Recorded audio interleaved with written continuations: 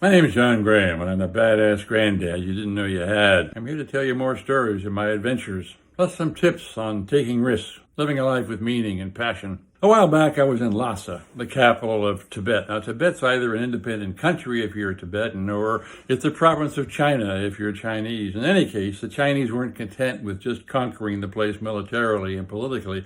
They also wanted to reduce or even eliminate Tibetan culture as a thorn on their western border. I mean, it was a real cultural genocide. And Chinese didn't want the rest of the world to see it, so I was amazed they gave me a visa. But anyways, I got into Tibet, and sure enough, Lhasa was a police state. There were squadrons of Chinese soldiers every place.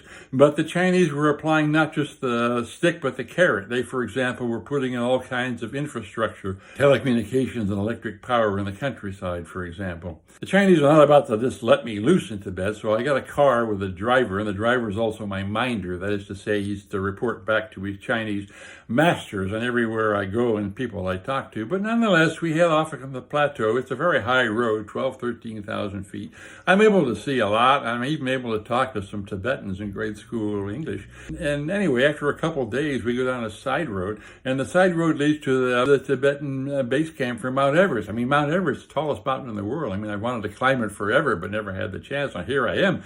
But we get up to the base camp for Mount Everest, and there's no climbers there. It's just a hut with a military outpost and with a half a dozen really bored soldiers who are cold and lonely. And I have to almost ask them what the hell they did wrong to get posted there, but I think better of that and don't do it. Anyway, they stamped my papers and set me loose.